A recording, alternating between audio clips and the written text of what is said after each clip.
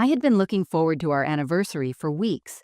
It wasn't just another date on the calendar. It was a moment I had been dreaming of for months. My husband, David, had promised me a special surprise, something that would make this anniversary unforgettable. After all, we had been married for over 30 years, and I always thought we had a bond that was unbreakable.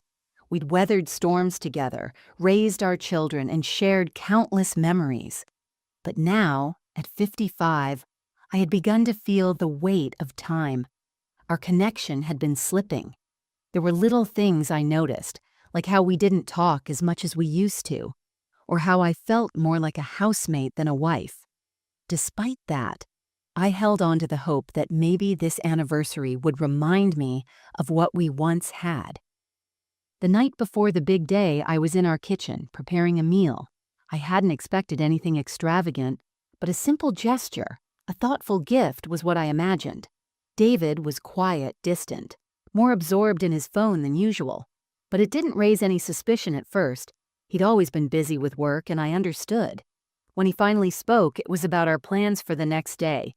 He mentioned something about a surprise he had been planning for weeks. I smiled, feeling my heart flutter, not because of what he said, but because of the excitement that built up in me. After so many years, I longed for that feeling again, the rush of anticipation, the thrill of something special.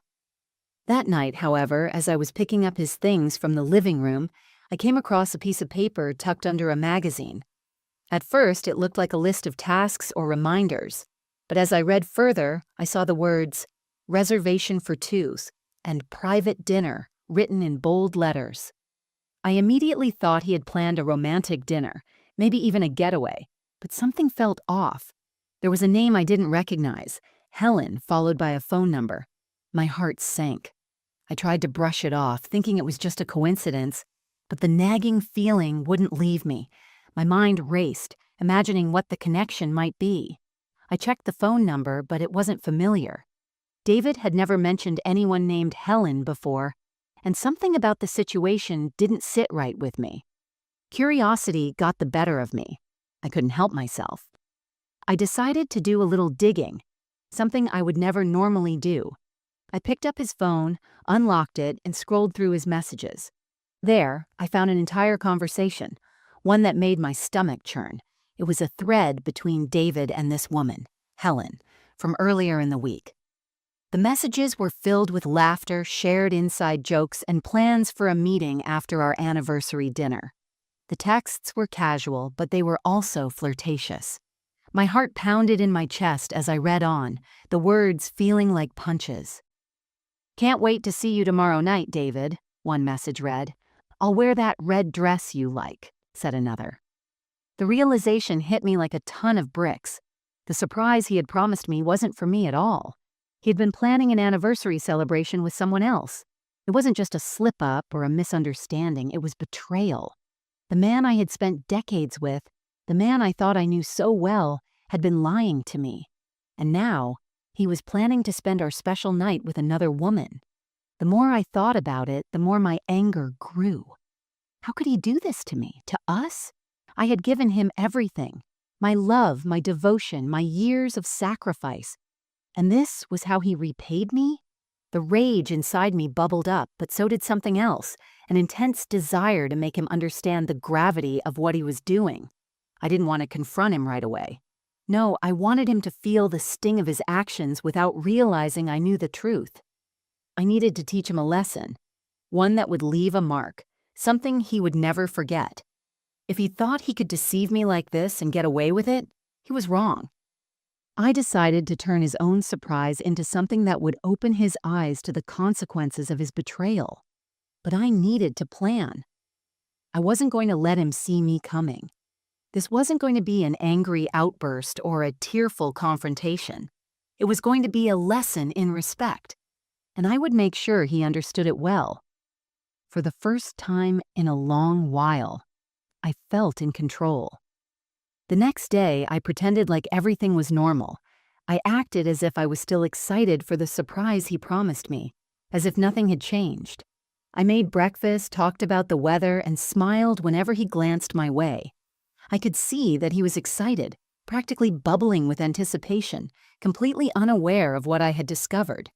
I couldn't help but feel a little smug about how easily I was fooling him, but my mind was working overtime, planning how to handle everything. I knew I couldn't let him off easy, but I needed to be smart about this. Around noon, I made a call to a few close friends of mine, friends I hadn't spoken to in a while. I needed their help. I hadn't planned on involving anyone else, but I realized this was bigger than just me. I had to make David face the consequences in a way that would hit him where it hurt the most. I arranged to meet up with them that afternoon, telling them it was a girls' day out, but really it was part of my plan to turn the tables. By the time David came home that evening, I had everything in motion. The house was set up as though nothing was wrong, with a quiet atmosphere that kept him guessing. I could feel his eyes on me as I busied myself with a few last-minute details, the surprise hanging in the air between us. He was itching to know what was going to happen, thinking he was the one in control. He mentioned how excited he was for tonight, how he couldn't wait for me to see the surprise he had planned. But deep down, I knew that the real surprise was going to be the look on his face when everything unraveled. I had already planned my escape for the evening. While David continued to prepare for the so-called romantic dinner, I took a moment to gather my thoughts. I would be leaving for a little while, slipping away into a night that was entirely mine, one where I wasn't a mere spectator to his lies. I made sure to tell him that I was meeting some friends for dinner instead of staying home. I could see the flash of confusion in his eyes when I said it. David tried to hide his disappointment, but it was obvious. He didn't expect me to turn the tables so quickly. The fact that I had not only discovered his betrayal but was now willing to leave for the evening without a second thought seemed to catch him off guard, but I didn't let it show. I smiled sweetly, kissed him on the cheek, and told him to enjoy the night. The look on his face, confusion mixed with guilt, was everything I had hoped for. As I walked out the door, I felt a rush of empowerment. For once, I wasn't the one left waiting. I wasn't the one left in the dark, wondering what would happen next. Tonight, I was in control. I spent the evening at my friend Claire's house, sipping wine and chatting about everything except David. It felt good to be out, away from the house, away from him. My friends noticed my unusual calmness, but they didn't question me. They knew better than to ask too many details when I was clearly working through something on my own. But inside, I wasn't at ease. I was planning, waiting for the right moment to strike. The plan was simple, but it required precision. I had to wait for David to think he was in the clear, only for him to be blindsided by the truth. The night dragged on, and I watched the clock as it ticked closer to the time I knew David would be getting ready to leave for his dinner. By this point, he would likely be dressing up, all excited about his night with Helen, oblivious to the storm that was brewing just a few steps away. I could feel a mixture of anger and sadness, but it wasn't enough to stop me. If anything, it gave me the strength to go through with what I had planned. It wasn't just about punishing him. It was about reclaiming my sense of self and showing him just how little he truly understood the value of our relationship. Just before I left Claire's house, I received a text from David. He sounded thrilled. He told me that he was on his way to pick up Helen and they were about to head to the restaurant. He even mentioned how he was looking forward to making the evening unforgettable for her. The text stung, but I quickly dismissed it. This was just the beginning. I excused myself from the group and headed back home, my heart racing as I approached the front door. I made sure to stay quiet as I entered the house, not wanting to alert him. The house was dimly lit, and the faint sound of classical music filled the air. David's idea of setting the mood. He had gone all out thinking I would be impressed, but there was nothing impressive about it. As I walked through the house, I noticed all the little details he had put into place, completely unaware that I had already seen through his charade. I carefully made my way to the living room where I knew he would be. He was standing in front of the mirror, adjusting his tie. He looked up when he saw me, his face lighting up. "Hey, you look beautiful tonight," he said, his tone almost too cheery, too rehearsed. I didn't respond at first, just stood there, looking at him. I could see the nervous energy in his eyes as he tried to hide his guilt. He thought I was still none the wiser. But I wasn't fooled. Not anymore. "You've really gone all out, haven't you?" I finally said, my voice steady but filled with a quiet rage. David looked confused at first, but then the reality hit him. He froze, eyes widening just slightly. He knew exactly where this conversation was heading. I wasn't going to yell. I wasn't going to throw accusations around. No, this was going to be much more impactful. I had to make him realize just how deeply he had betrayed me and how much his actions had hurt. I took a deep breath and walked toward him, my gaze unwavering. "I know about Helen," I said calmly, watching as his face drained of color. The silence between us stretched out, heavy and suffocating. David stood there, frozen for a moment, as if the words I had just spoken hadn't quite registered in his mind. He blinked rapidly, his mouth opening and closing as if he were trying to find the right words, but nothing came. I didn't rush him, though. I wanted him to feel the weight of his guilt. I wanted him to fully understand that his secret was no longer hidden. Finally, he managed to speak, but his voice was shaky, like he wasn't sure whether to defend himself or apologize. "What are you talking about?" he stammered, taking a step toward me, his face contorting into a mask of confusion. "Helen, that's not what you think. It's just a business thing, I swear." I almost laughed, but it wasn't funny. It was sad. After everything, this was his defense? He'd been so careful, so meticulous in hiding his actions from me, and now he thought he could brush it off with an excuse as weak as that? I crossed my arms, standing my ground. A business thing? Really? I raised an eyebrow, letting the sarcasm drip from my words. A business thing where you plan a romantic dinner and tell her you can't wait to see her? And don't forget that red dress. How could I possibly misunderstand that? David's face flushed a deep shade of red. His eyes darted away, unable to meet mine. He was panicking, trying to figure out a way to save himself. His hand tugged nervously at his tie, his movements becoming frantic as he searched for the words that might make this all go away. But there were no words. There was nothing he could say to make this right. You weren't supposed to find out," he muttered, his voice low, almost ashamed. "I wanted to make this anniversary special, but I just wanted something for myself. Something different." The admission hit me like a slap across the face. He wasn't even sorry. He wasn't apologizing for betraying me or for the hurt he had caused. No, he was justifying it. He was admitting that he had wanted something different, something I wasn't enough to provide anymore. The realization that he had stopped seeing me as his partner, that he had been living a lie all this time, twisted something deep inside me. "You know," I said, my voice surprisingly calm despite the storm swirling inside me, "I thought this anniversary would be different.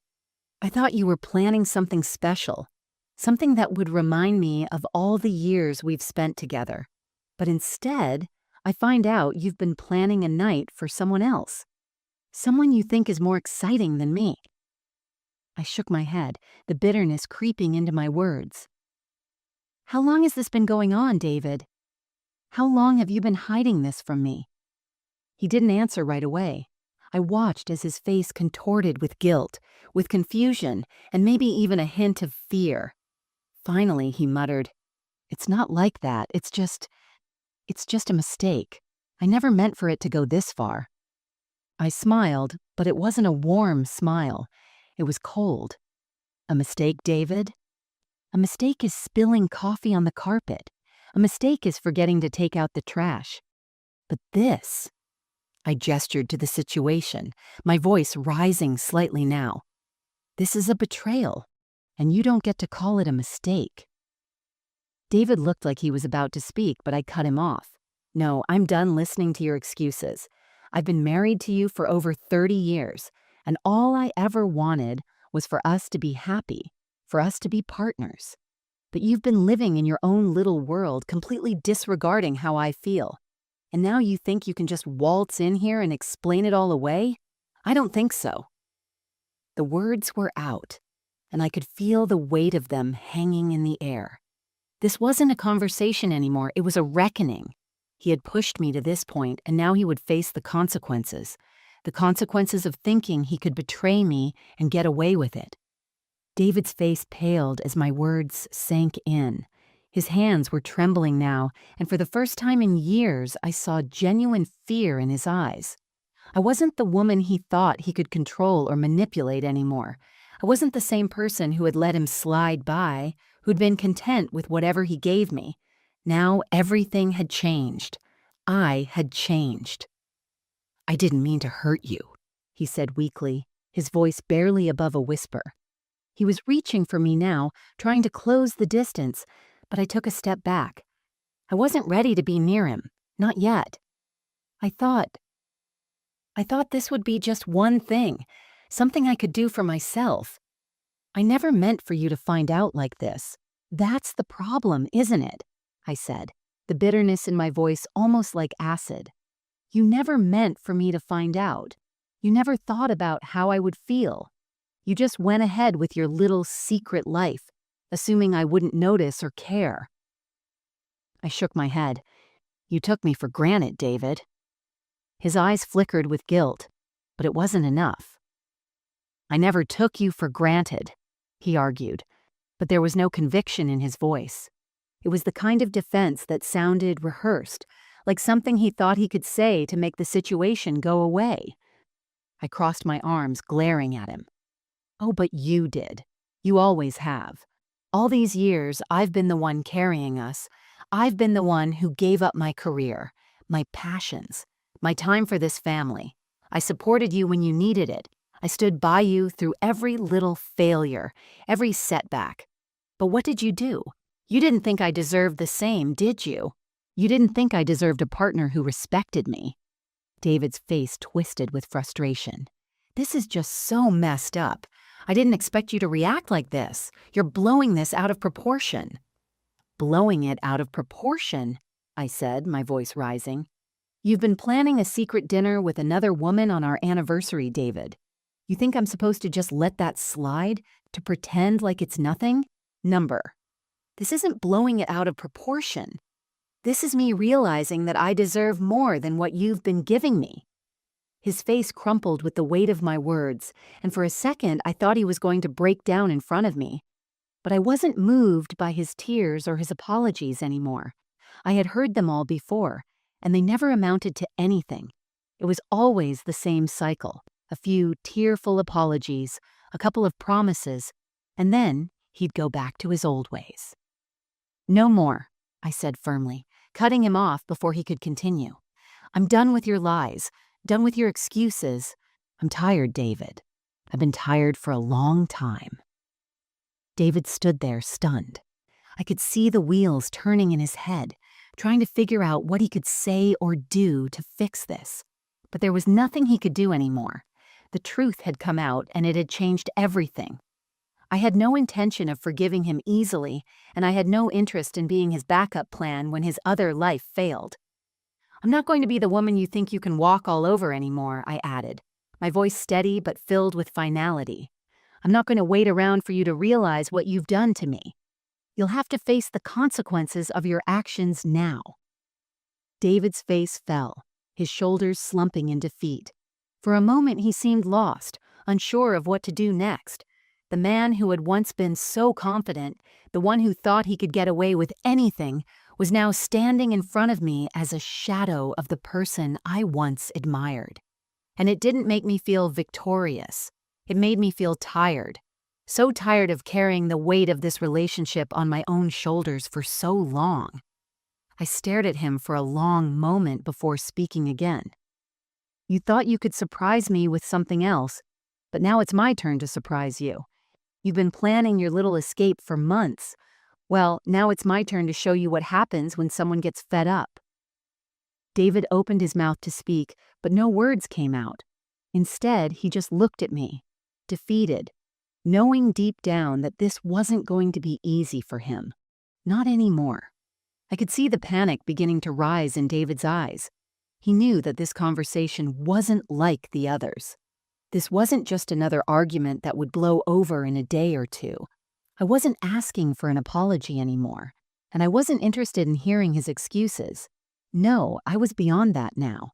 I had reached a point where I needed him to understand something. This was my life too, and I wasn't going to let him dictate it any longer. For a moment, we stood there in silence, the tension thick between us. David shuffled his feet awkwardly, not sure how to proceed. He had never been good at taking responsibility.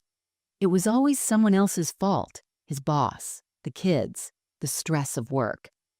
But now, it was all on him. This time, there was no one else to blame, no distractions to hide behind. "I don't know what you want me to say," he muttered, his voice now sounding small, defeated. "I've already told you it was a mistake. I didn't mean to hurt you." But I wasn't hearing it anymore. "You didn't mean to hurt me?" I repeated, disbelief in my voice. "David, you've been planning this behind my back for weeks, and you didn't think it would hurt me? You think I'm stupid enough to believe you didn't mean for this to happen? It's too late for apologies. You've already crossed the line." His shoulders sagged further as he rubbed his face, clearly exhausted. He wasn't used to being confronted like this, and I could see that it was eating away at him. For the first time in years, I saw vulnerability instead of arrogance. But that didn't soften my resolve. I wasn't the same woman who would just forgive him for everything. "You think you can do whatever you want, don't you?" I continued, my words cutting through the air. "You've convinced yourself that I'll always be here, waiting, ready to forgive you. You think you can get away with anything as long as you throw a few I'm sorries my way. And well, let me tell you something, David. I'm done being that person." I took a deep breath, the anger bubbling up inside of me once again. For too long, I've put your needs ahead of mine. I've been your support, your confidant, your caretaker. I've given you everything, my time, my love, my patience. And you repay me by sneaking around with someone else. You're not the man I thought you were. David opened his mouth, probably to apologize again, but I held up a hand to stop him. "Don't even try it. Don't apologize for something you don't understand." I paused for a moment, gathering my thoughts. I've been thinking about this for a while now, and I've realized something. This marriage, this life we've built together, it's not enough for you anymore. You've checked out, David, and I can't keep pretending that everything is okay when you've been so careless with me. He looked at me, his face a mix of guilt and desperation. "What are you saying?" he asked, his voice barely above a whisper. "What I'm saying is that I'm done," I said firmly. "I can't keep living like this, pretending everything is fine when it's not. I don't want to be the second choice. I don't want to be the woman you come back to when everything else falls apart. I deserve better than that." David's face shifted between confusion and fear. He wasn't ready for this. He thought he could get away with his actions without facing the consequences, but I was done being the woman who accepted crumbs. I wasn't asking for a grand gesture anymore. I was asking for respect, and if he couldn't give me that, then I had to walk away. The silence between us stretched on, and for a moment I thought maybe he was going to make a real change, but deep down I knew better. His actions had already shown me everything I needed to know about who he truly was. This wasn't going to be easy, but I had made up my mind. If I was going to heal, I had to let go. "I'm leaving," I finally said, the words heavier than I expected. "I need space. I need to figure out what's next for me, and that doesn't include you." His face fell, and I could see the panic beginning to rise in his chest. He took a step forward, his hand outstretched as though reaching for me. "Wait, please," he said, his voice cracking. "Don't go. I'll fix this. I swear I will. Just don't leave." But it was too late for that. I wasn't going to be a part of his world anymore, his world of lies and deception. I turned and walked out of the room, leaving him standing there, staring after me with a mix of regret and disbelief. As I reached the door, I paused, looking back at him one last time. "You'll never understand what you've lost," I said softly, my voice steady despite the storm inside me. But that's not my problem anymore. And with that, I walked out of the house, leaving David behind, knowing that this time there was no turning back. I stepped out into the cool night air, the weight of my decision settling in. The streetlights illuminated the path ahead of me, but it felt like I was stepping into the unknown. For so long, I had been the one holding everything together, the glue that kept our lives from falling apart. And now, as I walked away, I realized how much I had lost sight of myself in the process. I had given so much to David, to our marriage, that I had forgotten to take care of me.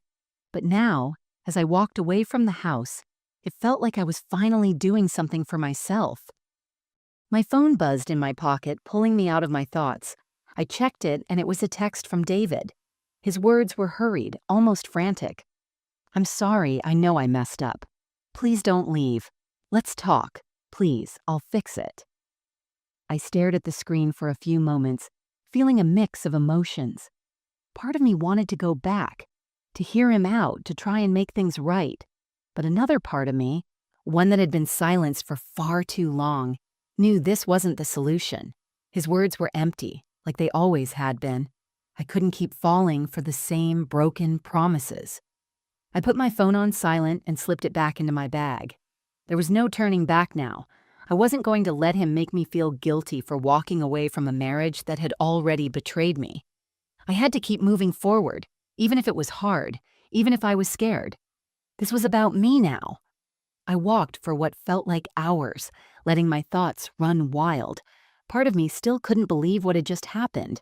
Couldn't believe that after all these years, after all the sacrifices I had made, David had taken me for granted like this. He had assumed that I would always be there, no matter what.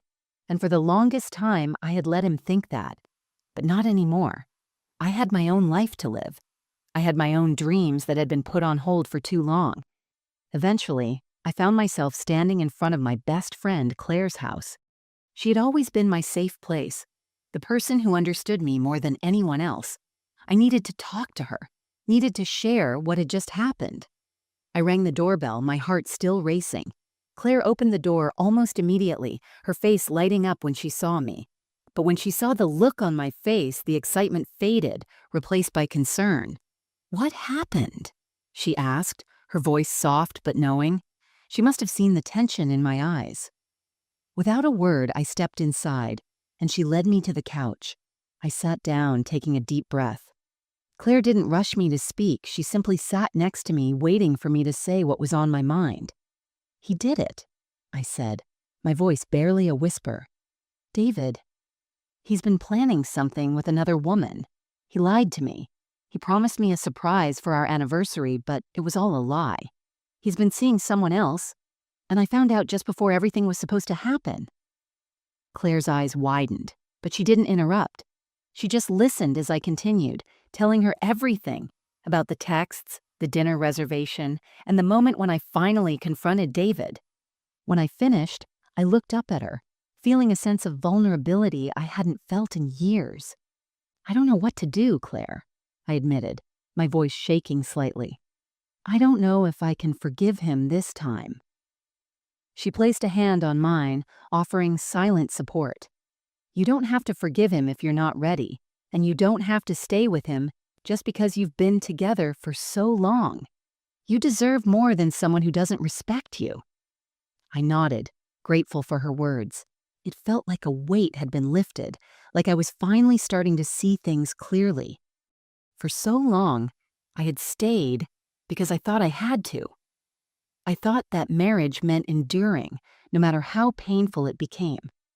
But Claire was right. I didn't have to stay. I didn't have to endure this any longer. "Thank you," I whispered, squeezing her hand. "I think I need to start living for myself now." Claire gave me a warm, reassuring smile. "You will, Margaret. You're strong, and you'll figure this out. Just remember, you're not alone in this." As the night wore on, I felt a strange sense of calm wash over me. For the first time in years, I wasn't burdened by guilt or worry. I wasn't caught up in trying to fix something that was broken beyond repair. I was free free to finally be myself, to live the life I deserved, and to take control of my own happiness. When I finally left Claire's house that night, I knew one thing for sure. I wasn't going back to David. I was done being the person who lived in someone else's shadow. It was time for me to shine.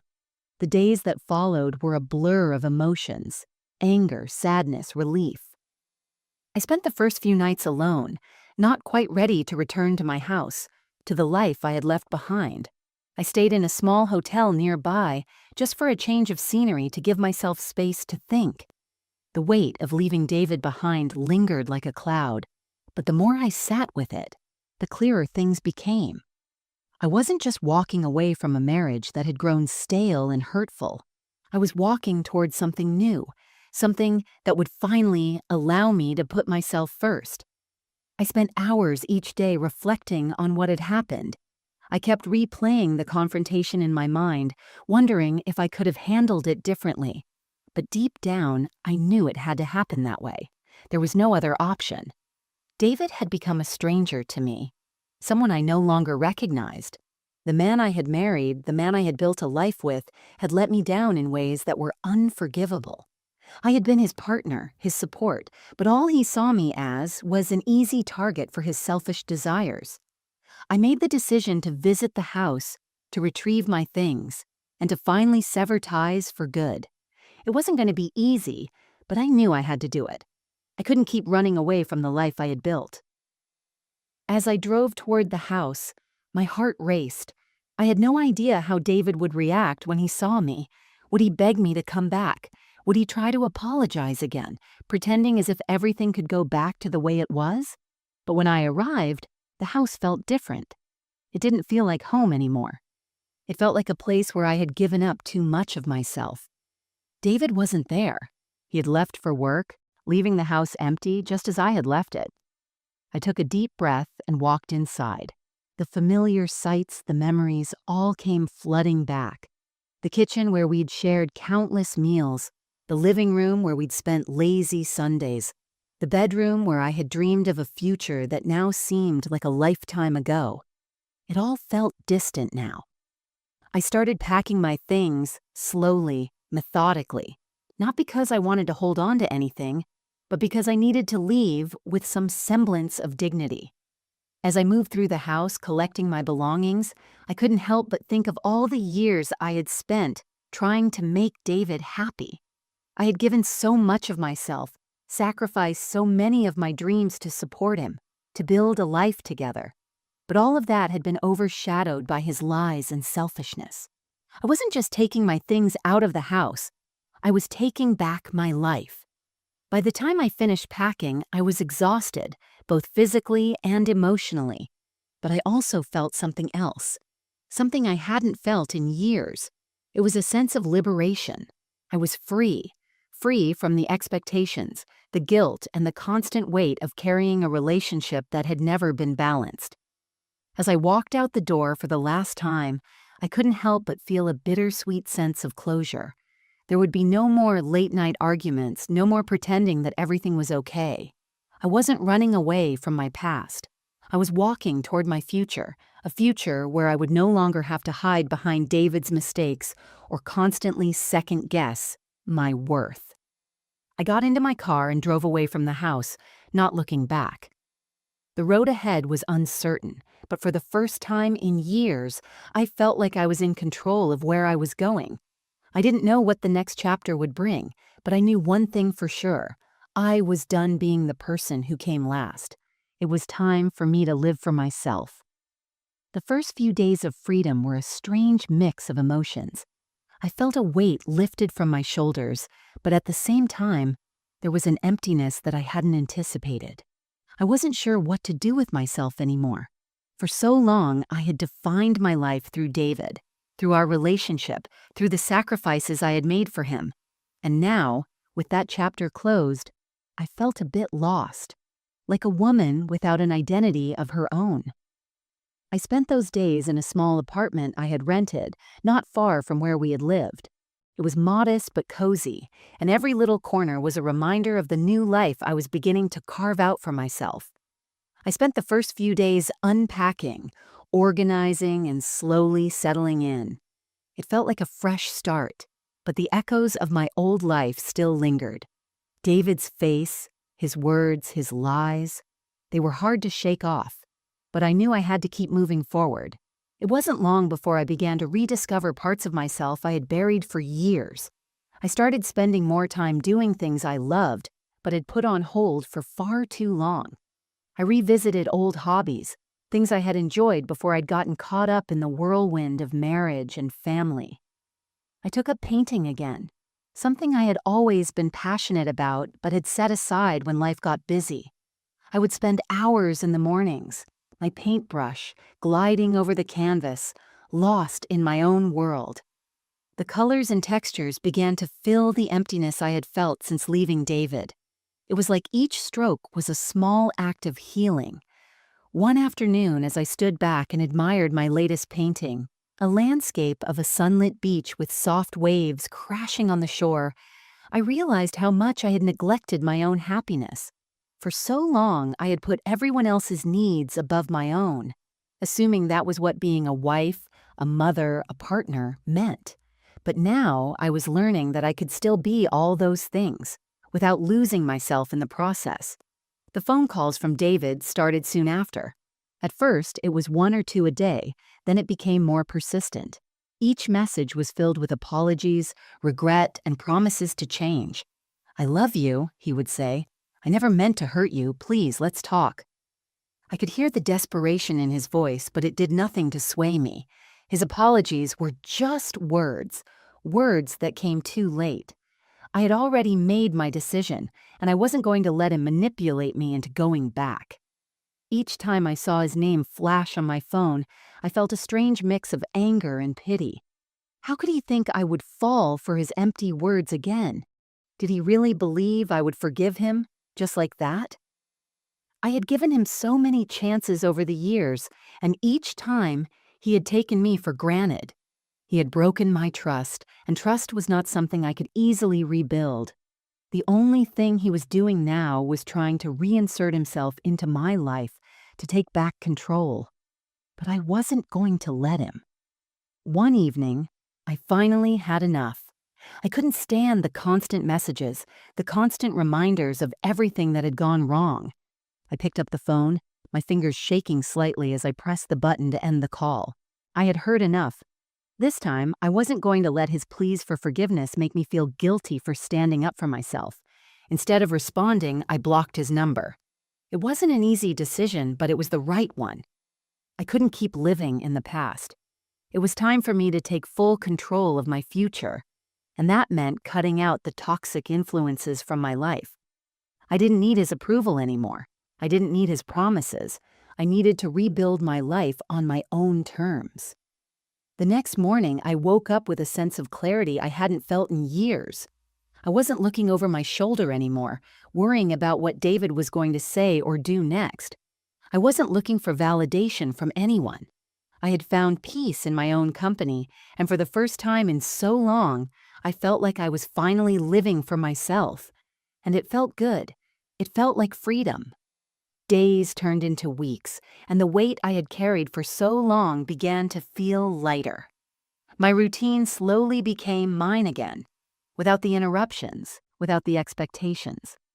I took long walks in the mornings, letting the fresh air clear my mind, reminding myself that the life I was creating was not just about escaping my past, but about building something new.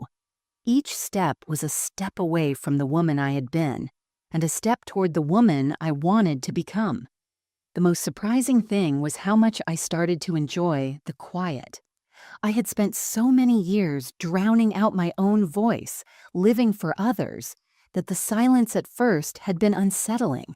But soon, I realized how much peace it brought me.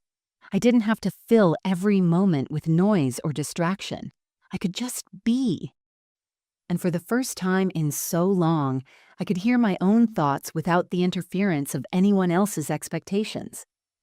One afternoon, as I sat by my window, watching the world outside, a small smile crept across my face.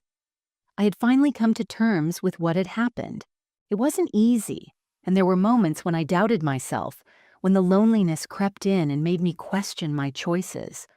But every time I thought about going back, about giving David another chance, I reminded myself of what I had walked away from, the lies, the betrayal, the years of feeling invisible. I didn't deserve that. No one did. Then one day, as I was painting in my new studio, a small light-filled room I had set up in the corner of the apartment, I received a package. It was unexpected, a simple brown box with no return address. I set down my paintbrush and opened it, curiosity bubbling up inside me. Inside the box, wrapped carefully in soft tissue paper, was a small journal. It was nothing fancy, just a simple leather-bound notebook with the words, "For New Beginnings," engraved on the front. I couldn't help but wonder who had sent it. There was no note, no explanation, just the journal. I turned it over in my hands, feeling the texture of the leather. It felt like a sign, like the universe was giving me permission to start something new, to document the next chapter of my life. For the first time, I didn't feel the need to rush. I could take my time, build my new story at my own pace, without anyone else trying to control the narrative. I placed the journal on my desk, feeling a strange sense of calm wash over me. This was it, the beginning of something completely new. I wasn't defined by my past. I wasn't defined by David or anyone else. I was defined by my choices, by my strength, and by the woman I was becoming. As I sat there looking at the journal, I realized something important. I didn't need to have everything figured out right now. I didn't need to know exactly what the future held. All I needed to do was keep moving forward, one step at a time. And with that, I picked up the journal, opened the first page, and began to write. I wrote about my journey, about the pain I had gone through, about the strength I had found in myself. And when I finished, I smiled, knowing that this was just the beginning. My story wasn't over. It was only just beginning. I had no idea what the future held, but for the first time in a long time, I was excited to find out. The weeks that followed were filled with new discoveries. I had no roadmap to guide me, but I found myself embracing the uncertainty. There was something freeing about living without a plan, without the constant pressure to please someone else. For so long, I had been caught in the rhythm of David's world, always adjusting, always compromising. Now, it was just me, finally making decisions that were purely for myself. I started to reconnect with friends I had lost touch with over the years. Some had been distant, others unsure of how to approach me after my split with David. But as I reached out, I was surprised by how welcoming they were. It felt good to laugh again, to share stories and memories that had nothing to do with my marriage. I hadn't realized how much I had missed that connection, how much I had neglected those friendships in favor of trying to keep my family intact. One of my oldest friends, Marie, invited me to a weekend getaway. It was an opportunity to get away from the city and reconnect with nature. I hesitated at first, unsure if I was ready to leave my newly found comfort zone, but something inside me urged me to take the leap. I packed my bags, left the quiet apartment behind, and headed into the countryside. The weekend was exactly what I needed. The fresh air, the wide open spaces, the calm that surrounded me. It was a reset I didn't know I needed. We spent our days hiking through the hills, talking late into the night about everything we had missed. I shared my story with Marie, and though she was sympathetic, she never once made me feel like I had failed. There was no judgment, only understanding. It was during this trip that I realized something that had eluded me for so long. I was healing. I hadn't thought about David or the betrayal for days. My mind, once consumed with anger and self-doubt, was finally starting to find peace. The layers of hurt and disappointment were slowly peeling away, and in their place, I was beginning to feel a sense of empowerment. I was still figuring out who I was without David, but I could feel the foundation beneath me becoming stronger with each passing day. Marie and I spent a quiet evening by the lake, the water reflecting the soft glow of the moon. We sat in silence, both content in the stillness. It was then that I made a promise to myself. I wasn't just moving on from my marriage. I was creating a life I could be proud of, a life that was entirely my own. And for the first time in a long time, I wasn't afraid of what that might look like. The time away in the countryside was just the beginning. When I returned to my apartment, I was filled with a new sense of purpose. I had decided that I would no longer let my past define me. I wasn't a victim of my circumstances. I was a survivor. I had come through the hardest part, and now it was time to embrace the next chapter with open arms. I threw myself into my art more than ever. Painting had always been an escape for me, but now it was more than just a hobby. It was a form of therapy. The more I painted, the more I felt my mind clearing. Each brushstroke was a release, a way to shed the last remnants of my past. My paintings became more vibrant, more alive, and so did I. But it wasn't just my art that was changing. I began to take better care of myself, both physically and mentally. I started working out regularly, something I had neglected for years. I found a yoga studio close to my apartment and began attending classes. I wasn't just getting fit. I was reclaiming my body, taking ownership of it again. For so long, I had put my own needs last. But now, I was putting myself first, and it felt incredible. One day, while I was out for a walk, I bumped into someone I hadn't seen in years. Sarah, an old colleague from when I used to work in marketing. We'd always gotten along well, but life had pulled us in different directions. We exchanged numbers and promised to catch up soon. A few days later, we met for coffee, and I was pleasantly surprised by how easy it was to talk to her. We had so much in common, and I realized how much I had missed having meaningful connections with other people. As Sarah and I continued to meet up regularly, I began to notice something else, a spark, a glimmer of possibility. As we talked more about our lives and the challenges we had faced, it became clear that we were both in similar places in our journeys.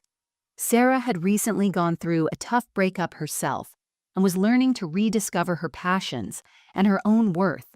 There was no rush, no pressure, but it was nice to feel a connection again, to realize that there was more to life than just moving on from the past. Perhaps somewhere down the road, there was even room for love again. But for now, I was content with the simple joy of rediscovering who I was. As the weeks passed, I felt the future unfold before me with a new sense of excitement. I wasn't defined by my past mistakes or the years I had spent in a marriage that ultimately wasn't meant to be. I had the power to create a life full of purpose, joy, and connection. And the best part? It was entirely mine to build. I wasn't running away from my past anymore. I was stepping into my future, one that was filled with endless possibilities. And with every new step, I realized that the woman I had been before was just the beginning. The woman I was becoming? She was strong, independent, and ready to embrace whatever came next. As the months went by, I continued to thrive in the life I was slowly but surely building for myself. I found a new rhythm, one that was free from the confines of my past. I had my art, my growing friendships, and the newfound confidence that came from knowing I was strong enough to handle whatever life threw my way. It was amazing how much my perspective had shifted in such a short time. The woman I had been, quiet, reserved, constantly worried about pleasing everyone else, seemed like a distant memory.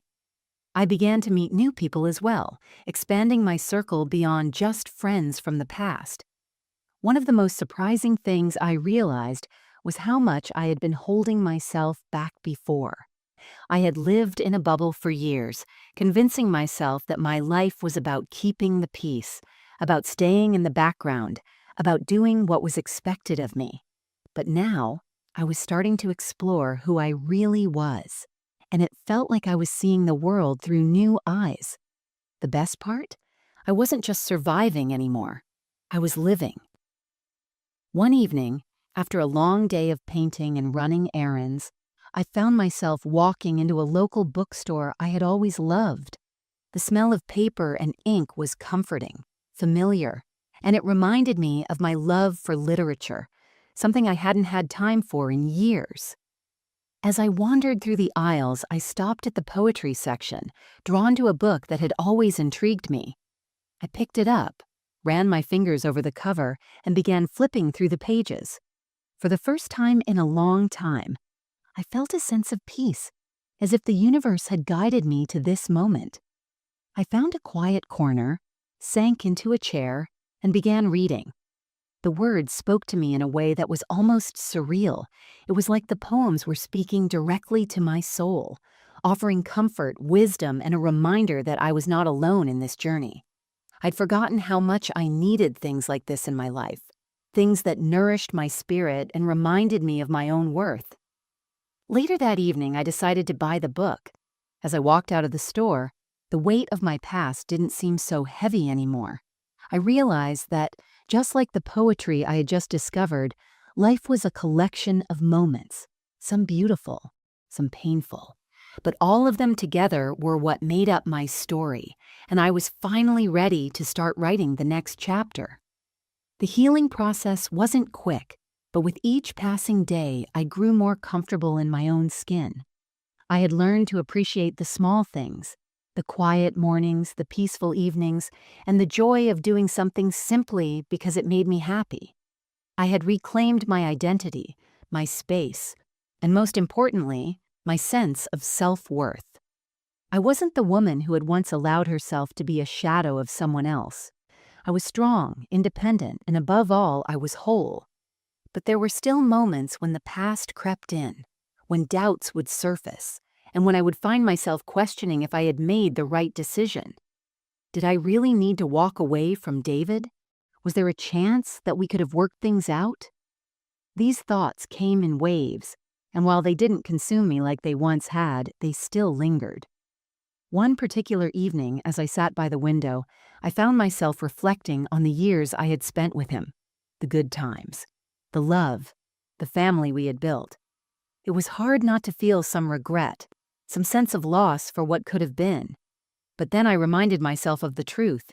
I had given my all to that relationship, and I had sacrificed too much of myself. It was time to honor who I had become and embrace the future I was creating. As the months went on, I found that the weight of the past began to feel lighter. David's calls became less frequent, and eventually I stopped hearing from him altogether. I had come to realize that he wasn't the man I had married anymore, and our story, as painful as it was over. But the journey I had taken in leaving him had led me to a deeper understanding of myself. It had given me the strength to stand on my own, and it had opened the door to a life full of new possibilities. With this newfound clarity, I decided to take another step, one that felt both exciting and terrifying. I began thinking about the future. What did I want from the next chapter of my life? Did I want to dive back into the career I had left behind years ago? Did I want to travel, to explore the world? The possibilities seemed endless, and for the first time in a long time, I felt the thrill of uncertainty, the excitement of knowing that whatever I decided, it would be my choice. My life was no longer in the hands of anyone else. It was mine. That was when I made the decision to start a new project, something that had been brewing in the back of my mind for a while. I would open a small gallery space for my artwork. I had always loved creating, but the idea of sharing my passion with others felt like a new adventure, one that would help me continue growing and evolving. I wasn't sure how it would all come together, but I was ready to give it a try. I wasn't looking for validation anymore. I was doing this for me, and with that, I realized that I wasn't just moving on. I was moving forward, building a life that was entirely mine. The future was wide open, and for the first time in a long time, I felt excited to see where it would take me. The gallery idea started small, but quickly began to take shape. I spent weeks researching, finding the perfect space, and figuring out how to turn my passion into something tangible. I was both excited and nervous. There were so many unknowns, but for the first time in years, the uncertainty felt more like an adventure than a burden. It wasn't about proving anything to anyone. It wasn't about what David would think or whether he would approve. It was about creating something that was truly mine, a reflection of who I was now, not who I had been.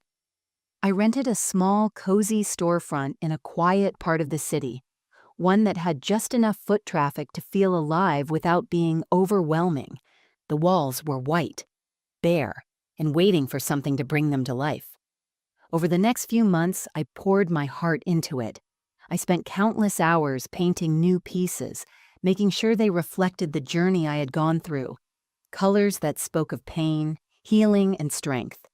There was a rawness to my work that I hadn't tapped into before, and it felt liberating to let those emotions flow freely onto the canvas. The opening day came faster than I had anticipated. I stood outside the gallery, taking in the sight of the sign with my name on it. I was filled with a mix of pride and disbelief. I had done it. I had taken that leap, and now here I was, about to share my story with the world in a way I had never imagined. The first few visitors were people from the neighborhood, curious passers-by who stopped in out of interest. Some stayed, some left quickly, but each person who walked through the door felt like a small victory. As the evening wore on, more people arrived, drawn in by the atmosphere I had created, calm, warm, and inviting. I could feel the energy in the room shift, the buzz of excitement slowly building. Then, just as I was starting to feel more at ease, a familiar face appeared in the doorway. It was Marie, my friend from the weekend getaway. She had come to show her support as she promised she would, but she wasn't the only one. Behind her was someone I hadn't expected to see, Sarah, the woman I had reconnected with over coffee a few months ago. She had mentioned she would be dropping by, but seeing her standing there now felt surreal. She looked so different from the woman I had once known. She had an air of confidence about her that wasn't there before. She had blossomed, too, in her own way.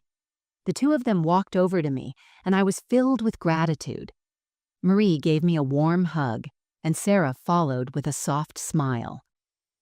"This is amazing, Margaret," Sarah said, her voice full of genuine admiration. "Your work is beautiful. It's so raw, so powerful." I felt a rush of emotion as I looked at them, realizing just how far I had come. It wasn't just about the gallery. It wasn't even just about the paintings. It was about everything that had led me here. The strength I had found in myself, the friends who had supported me, and the realization that I wasn't alone. I smiled, my heart swelling with a quiet pride. "Thank you," I said, my voice thick with emotion. "I couldn't have done this without the support of friends like you." As the night unfolded, the gallery filled with people. Some came to admire the art, others came to support me. But no matter why they were there, they were all part of this new chapter in my life. For the first time in a long time, I felt like I was exactly where I was meant to be. I wasn't living in the shadow of my past. I wasn't tied to someone else's expectations. I was finally, truly living for myself. By the end of the evening, as I stood alone in the quiet gallery, the soft hum of the city outside filling the air, I realized that this was just the beginning. I had spent years doubting myself, letting others dictate my path, but now I was in control. I had created something that was mine, something beautiful, something real. And with that thought, I knew I was exactly where I needed to be, right here, in this moment, on my own terms. There was still so much to do, so much to discover, but for the first time, I wasn't afraid. The future felt full of possibility, and I was ready to embrace it all. The following weeks were a whirlwind. The gallery was a success beyond anything I could have imagined. I had never expected it to become such a hub for creativity, but slowly, word of mouth spread. People came in, admired my work, and most importantly, they connected with it. It felt surreal to watch strangers stand in front of my paintings, their eyes filled with emotion. My art was telling my story, but it was also speaking to others in ways I never thought possible. As the gallery grew, so did I. I started collaborating with other local artists, attending workshops, and even teaching a few classes myself.